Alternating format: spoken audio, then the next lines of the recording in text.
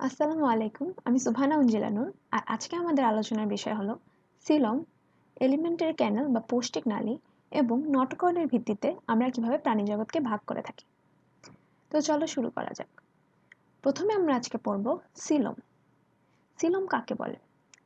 এই যে স্ক্রিনে আমরা দেখতে পাচ্ছি অ্যাসিলোমেট প্রাণী। এই অ্যাসিলোমেট প্রাণী আমরা বডি ওয়াল দেখি, এক্টোডার্ম দেখি, মেসোডার্ম দেখি এবং এন্ডোডার্ম দেখি। এখানে কিন্তু আমরা কোনো বডি ক্যাভিটি বা সিলম লক্ষ্য করতে পাই না। এজন্যই এসব প্রাণীকে আমরা অ্যাসিলোমেট বা সিলোমবিহীন প্রাণী বলে থাকি। এরপর আমরা আসি সিউডোসিলোমেট প্রাণী। এখানেও আমরা এক্টোডার্ম দেখি, মেসোডার্ম দেখি এবং এন্ডোডার্ম দেখি। এখানে মেসোডার্ম লেয়ারটা এই গহ্বরকে জুড়ে কিন্তু অবস্থান করছে, কিন্তু এই মেসোডার্ম লেয়ারটা কখনোই কিন্তু পরিপূর্ণ কোষে পরিণত হবে না এবং পেরিটোনিয়াম সৃষ্টি করতে পারবে না। এই জন্যই এগুলো সিউডোসিলোমেট প্রাণী। সর্বশেষ আমরা যেটা দেখি ইউসিলোমেট প্রাণী। এখানে এক্টোডার্ম আছে, মেসোডার্ম আছে এবং এন্ডোডার্ম আছে। আমরা এখানে কিছু বডি ক্যাভিটি দেখতে পাচ্ছি, এগুলোই কিন্তু সিলম। এই জন্যই এইসব প্রাণীকে ইউসিলোমেট প্রাণী বা প্রকৃত সিলোমেট যুক্ত প্রাণী বলা হয়ে থাকে। সিলম হলো একটি দেহগহ্বর। এই দেহগহ্বর আমরা ত্রিস্তরী প্রাণী বা ট্রিপ্লোব্লাস্টিক অ্যানিমালে লক্ষ্য করতে পারি। এই সিলম উদ্ভূত হয় হলো ট্রিপ্লোব্লাস্টিক প্রাণীর মেসোডার্ম লেয়ার থেকে। আমরা যে তিনটা লেয়ার পড়েছিলাম, ভ্রূণ স্তর বা জার্ম লেয়ার পড়েছিলাম, যেমন এক্টোডার্ম, মেসোডার্ম এবং এন্ডোডার্ম, সেই মেসোডার্ম লেয়ার থেকে উদ্বুদ্ধ হলো সিলম।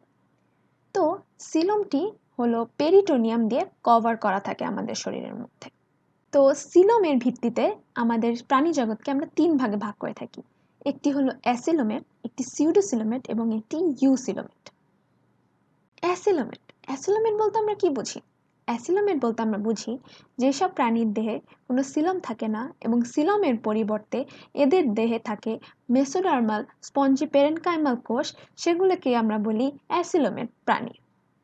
অ্যাসিলোমেট প্রাণীর এমনই কিছু উদাহরণ হলো পরিফেরা, নিডারিয়া, এইসব জাতীয় প্রাণী। এখন আমরা আসি সিউডোসিলোমেট বা অপ্রকৃত সিলোমেটে। সিউডোসিলোমেট বলতে আমরা কি বুঝি? সিউডোসিলোমেট বলতে আমরা বুঝি যখন কোনো প্রাণীর দেহে সিলম থাকে না, কিন্তু ভ্রূণীয় পরিস্ফুটনের সময় তাদের দেহে মেসোডার্মাল কোষ থাকে, সেগুলোকে আমরা বলি সিউডোসিলোমেট। এই মেসোডার্মাল কোষ থেকে কিন্তু পেরিটোনিয়াম সৃষ্টি হয় না। এ কারণেই এসব প্রাণী হলো সিউডোসিলোমেট।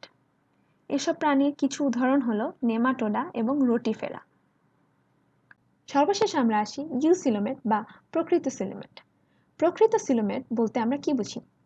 যেসব প্রাণীর দেহে সিলমগুলো ভ্রূণীয় মেসোডার্ম থেকে উদ্বুদ্ধ হয় এবং তা পরিপূর্ণভাবে পেরিটোনিয়াম দ্বারা বেষ্টিত থাকে বা আবৃত থাকে, সেগুলোকে আমরা বলি ইউসিলোমেট। ইউসিলোমেট যুক্ত প্রাণীর উদাহরণ হচ্ছে আর্থ্রোপোডা, মলাস্কা ইত্যাদি জাতীয় প্রাণী। এখন আমরা পড়ব কিভাবে নটকর্ডের ভিত্তিতে আমরা প্রাণী জগৎকে ভাগ করে থাকি। ভ্রূণ অবস্থায় বা আজীবন দেহের পৃষ্ঠীয় মধ্য রেখা অবস্থিত কিছুটা নমনীয়, স্থিতিস্থাপক এবং ছিদ্রযুক্ত টিস্যুর যে দণ্ড থাকে তাকেই আমরা নটোকর্ড বলে থাকি। নটোকর্ডের ভিত্তিতে আমরা প্রাণী জগৎকে দুই ভাগে ভাগ করে থাকি। একটি হলো কর্ডাটা এবং আরেকটি হলো নন কর্ডাটা। কর্ডাটা হলো সেসব প্রাণী যাদের ভ্রূণ অবস্থায় বা আজীবন নটোকর্ড থাকে। এমন কিছু প্রাণীর উদাহরণ কি? এমন কিছু প্রাণীর উদাহরণ হলো মানুষ, ব্যাঙ, সাপ ইত্যাদি। এবং নন কর্ডাটা প্রাণী হলো সেসব প্রাণী যেসব প্রাণীদের কখনোই নটোকর্ড থাকে না। এবং এমন কিছু প্রাণীর উদাহরণ হলো ঘাস ফড়িং, মশা, মাছি ইত্যাদি। এখন আমরা স্ক্রিনে দুটো প্রাণী দেখতে পাচ্ছি। উপরের প্রাণীটিতে কিন্তু নটোকর্ড নেই এবং নিচের প্রাণীটি আমরা দেখতে পাচ্ছি নটোকর্ড আছে। এই যে নটোকর্ড। এই জন্যই উপরের প্রাণীটিকে আমরা নন কর্ডেড বলি এবং নিচের প্রাণীটিকে আমরা কর্ডেড প্রাণী বলি। এবার আমরা আসি এলিমেন্টারি ক্যানাল বা পৌষ্টিক নালীতে। পৌষ্টিক নালীর ভিত্তিতে আমরা প্রাণী জগৎকে কিন্তু দুই ভাগে ভাগ করে থাকি, একটি প্যারাজোয়া এবং একটি এন্টেরোজোয়া। প্যারাজোয়া হলো সেসব প্রাণী যেসব প্রাণীর দেহে এলিমেন্টারি ক্যানাল বা পৌষ্টিক নালী উপস্থিত থাকে না। এসব প্রাণীর এমন একটি উদাহরণ হচ্ছে পরিফেরা। এবং এলিমেন্টারি ক্যানাল যেসব প্রাণীতে প্রেজেন্ট থাকে বা উপস্থিত থাকে সেসব প্রাণীকে আমরা বলি এন্টেরোজোয়া। নিডারিয়া থেকে কর্ডাটা পর্যন্ত সব পর্বের প্রাণী এন্টেরোজোয়ার আন্ডারে পড়ে।